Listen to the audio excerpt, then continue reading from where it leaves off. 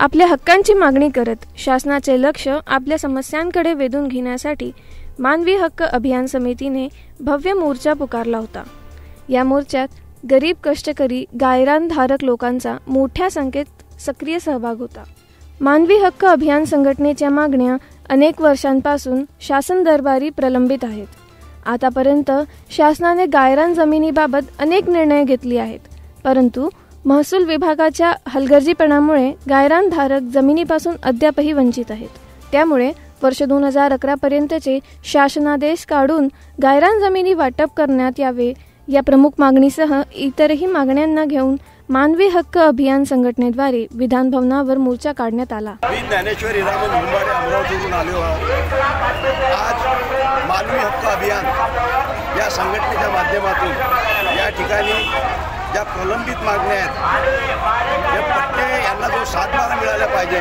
गायरान जी जमीन आहे, ही गायरान जमीन ही दरवर्षी काढतात आणि त्या गायरान जमिनीवर शासनाचे अधिकारी जे आहेत, तहसीलदार आहेत, एसडीओ आहेत, हे गावातील गुरढोरं काढतात। वास्तविक पाहता या गरीब लोकांजवळ 1 एकर सुद्धा शेत नाही आहे, परंतु शासनाच्या बऱ्याचशा काही इकलाच्या जमिनी आहेत, गायरान आहे, इकलाच्या जमिनी आहेत, ह्या पडीत पडलेल्या आहेत आणि ह्या इकलाच्या जमिनी शासन मोठमोठ्या पुढाऱ्यांना आपल्या लीजवर दिल्या जाते। त्या ठिकाणी ते लीजवर भव्य दिव्य असे फार्म हाऊस बनवतात, परंतु या गरीब लोकांना ज्या शेतमजूर आहेत, कष्टकरी आहेत, इथला एकही असा जो व्यक्ती आहे, एखादी स्त्री आहे की तिच्या घरी 1 एकर तरी किंवा 10 गुंठे तरी शेत असेल, अशा महिलांना, अशा कामगारांना, अशा लोकांना जे गायरांचे जमिनीचे जे पट्टे आहेत त्याचा 7/12 देण्यात यावा आणि अण्णाभाऊ साठे विकास महामंडळाचं जे कर्ज आहे ते सरसकट माफ करून तसेच इतरही महामंडळाचे कर्ज सरसकट शासनाने मान्य हे रद्द करावे आणि ज्या शिथिल काही अटी टाकलेल्या आहेत त्या अटीसुद्धा शासनाने शिथिल करण्यात याव्या।